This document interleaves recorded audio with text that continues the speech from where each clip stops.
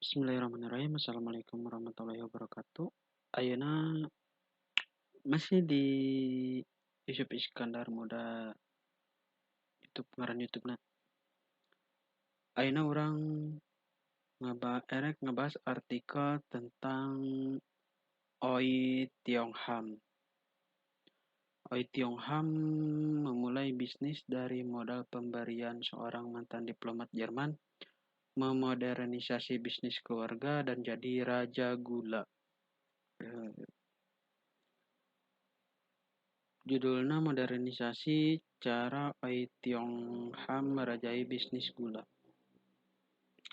Oi Tiong Ham yang meninggal pada 6 Juni 1924.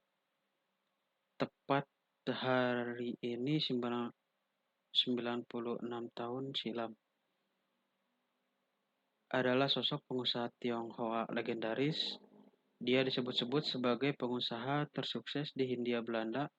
Bisnis keluarganya Oi Tiong Ham Concern atau THC adalah salah satu konglomerasi terbesar di Hindia Belanda dan bahkan Asia Tenggara pada awal abad ke-20. Jamie Mackey dalam artikel Taukai and Taikon, The Chinese in Indonesia Economic Life in the 1820 dan 1980 yang terbit di Jurnal Indonesia di tahun 1980 hiji, menyebut keterlibatan orang-orang Tionghoa dalam praktik ekonomi vital seperti perdagangan dan keuangan dimulai secara masif di Hindia Belanda. Pada dekade 1920-an, salah satu aspek yang ditengarai jadi pemicunya adalah kesuksesan bisnis Oi Tiong Oi Tiong Ham Concern.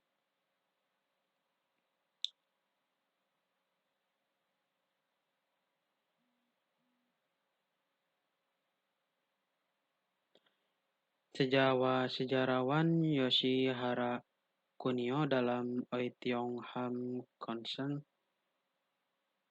The First Business Empire of Southeast Asia, yang dimuat jurnal Southeast Asian Study di tahun 1988 mengungkapkan Oi Tiong Ham adalah putra Oi Chi Shen, seorang mantan buronan dinasti Qing yang lari ke Hindia Belanda karena terlibat pemberontakan Taiping.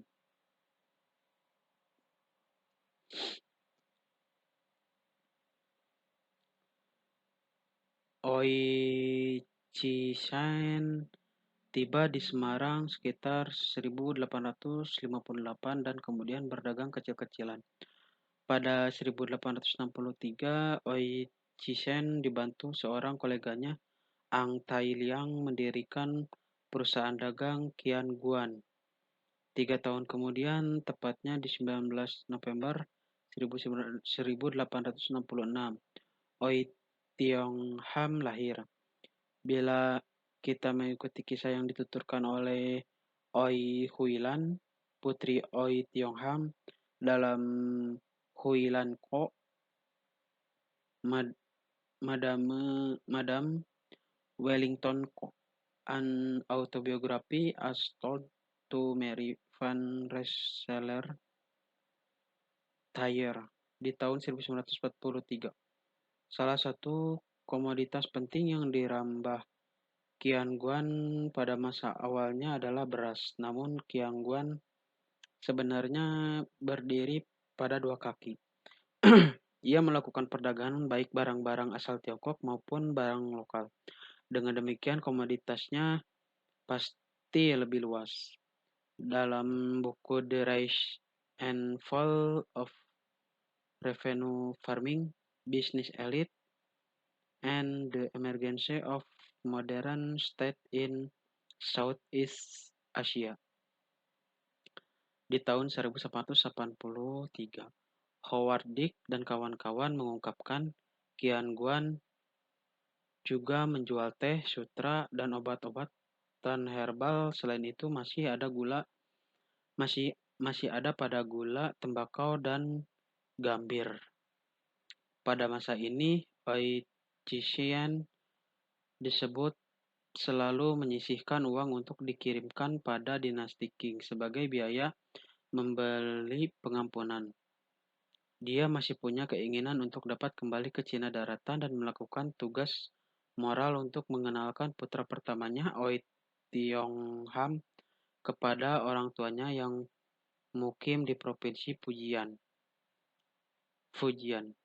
Bisnis rintisan Oi Cixin mulai mengalami akselerasi pertumbuhan ketika pemerintah Hindia Belanda memberlakukan liberalisasi ekonomi pada 1870. Liberalisasi ekonomi tersebut membuka tanah-tanah perkebunan di Jawa bagi investasi modal swasta. Hal itu membuka peluang bagi pembisnis seperti Oi Cixin untuk melebarkan bisnis pada usaha produksi. Berkat ledakan ekonomi itu pula, Oi Cixin mampu memperoleh pengampunan dari dinasti Qing. Pada tahun 1874, dia lalu membeli hak pemanfaatan tanah di daerah Simongan yang mengitari kelenteng Sampokong di Semarang. Oi Cixin Oi Cixin lantas memanfaatkan kepemilikan itu untuk mengangkat prestis keluarganya. Dia membuka akses kelenteng Sampokong secara gratis yang kemudian membuatnya makin dihormati oleh komunitas Tionghoa Semarang. Oi Cixin pun Oi Cixin pun semakin dekat dengan kelompok elit Tionghoa peranakan yang lebih berkuasa, yaitu kaum cabang atas, yang terdiri dari para kapitan atau mayor Tionghoa. Legenda modal dari pensiunan diplomat. Lalu apakah modal material dan sosial dari sang ayah tersebutlah yang membuka jalan bagi kesuksesan Oi Tiong-ham? Menurut Kunio, Oi Tong-ham punya jalannya sendiri. Dengan bersandar pada keterangan dalam autobiografi Oi Huilon, Kunio menyebut Oi Tong-ham dan ayahnya memiliki perbedaan pandangan yang kontras. Boleh jadi mereka pun berbeda pandangan pula dalam soal bisnis. Filosofi hidup dan metode bisnisnya tampak sangat berbeda dari ayahnya, Oi Cixin. Bangga menjadi orang Tionghoa tradisional. Sebaliknya, Oi Tiong-ham lebih berorientasi modern. Dalam beberapa kesempatan dengan keluarga dan kerabat Oi Tiong-ham, Kunio seringkali diceritakan tentang legenda asal mula modal bisnis Oi Tiong-ham. Kisah ini melibatkan seorang mantan diplomat. Seorang mantan diplomat Jerman yang menghabiskan masa pensiunnya di Hindia Belanda. Si pensiunan diplomat tersebut menyewa sebuah rumah di tanah milik Oi Cixin. Oi Tiong-ham sering dikirim ke sana untuk menagih sewa dan itulah mulanya mereka berinteraksi. Legenda kemudian berkata sang diplomat terkesan pada watak ulet Oi Tiong-ham karena dia tak ragu menawarkan modal kepada Oi Tiong-ham untuk membuka bisnisnya sendiri. Berdasarkan keterangan Oi Huilan yang dikutip Kunio, pensiunan diplomat itu memberi modal sebesar 300.000 gulden. Sementara itu, menurut Lim Xuanling, seorang penulis biografi Oi Tiong-ham, dia diberi 300.000 dolar. Episode ini disebut sebagai legenda karena tidak ada bukti yang mendukung maupun membantah kisah ini sekalipun bersumber dari narasumber yang memiliki kedekatan dengan Oi Tiong-ham dan masa peristiwa itu terjadi. masa peristiwa itu terjadi, pada pokoknya modal itulah yang kemudian digunakan Oei Tiong Ham untuk membeli 5 pabrik gula pada 1890-an. Itulah yang nantinya menjadi kunci perkembangan bisnis sang pengusaha. Terlepas dari perdebatan yang melingkunginya, modal pemberian pensiunan diplomat itu adalah faktual.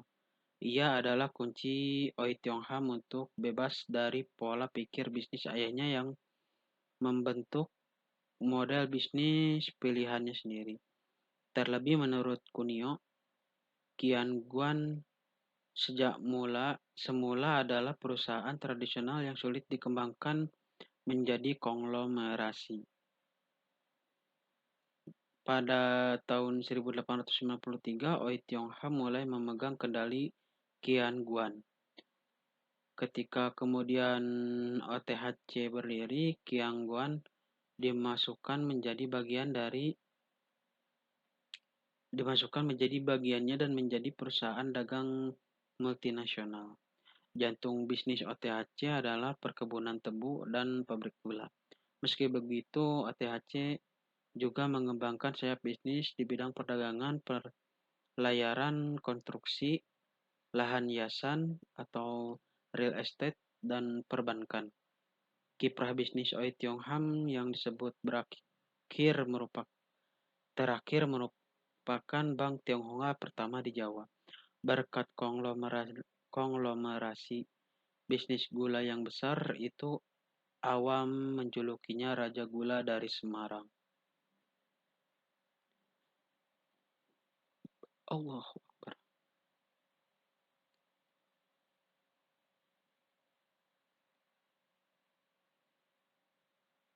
Lalu apa kunci utama di balik moncernya bisnis dan skala OTHC? Faktor pertama yang segera bisa diajukan adalah modernisasi bisnis. Oei Tiong Ham dengan pemikirannya yang modern membebaskan dirinya dari mentalitas perusahaan tradisional. Perusahaan tradisional Tionghoa yang selalu berpola perusahaan keluarga. Dalam sebuah perusahaan keluarga adalah lazim meletakkan anggota keluarga dalam manajemen perusahaan. Padahal tidak setiap anggota keluarga mampu menjalankan bisnis. Jika tidak dikelola dengan baik, hal itu akan berisiko memunculkan nepotisme dan merusak kesehatan perusahaan. Karena itulah, OI justru membatasi keterlibatan keluarga dalam perusahaan dan menggunakan tenaga profesional.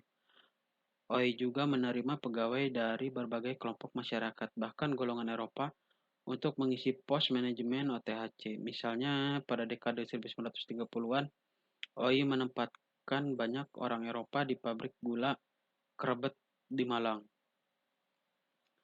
Selain itu, hampir semua administrator pabrik gula milik OTHC adalah orang Eropa.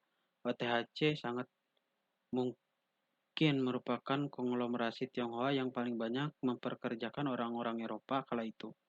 Dengan pola manajemen modern seperti itu, OTHC akhirnya mampu menaungi rangkaian bisnis gula dari hulu ke hilir.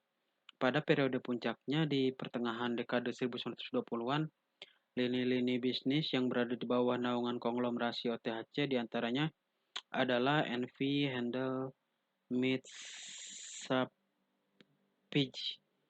Kian Guan, perusahaan dagang gula internasional, NV Allgemeine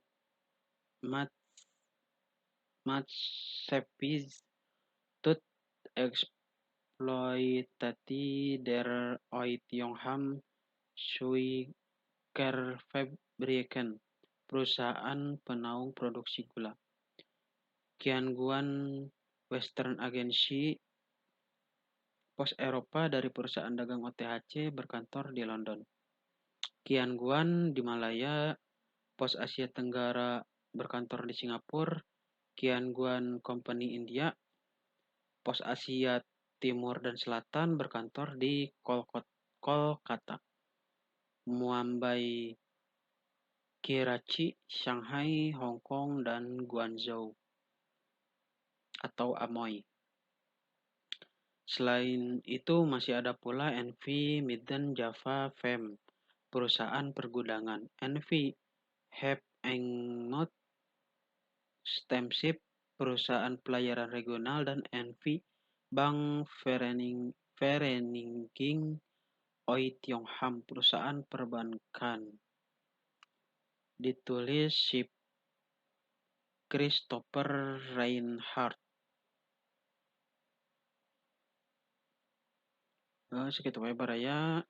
Mudah-mudahan bermanfaat. Assalamualaikum warahmatullahi wabarakatuh. Tongilap di like, di komen, di subrek, belatita, di dita, nu warna berem.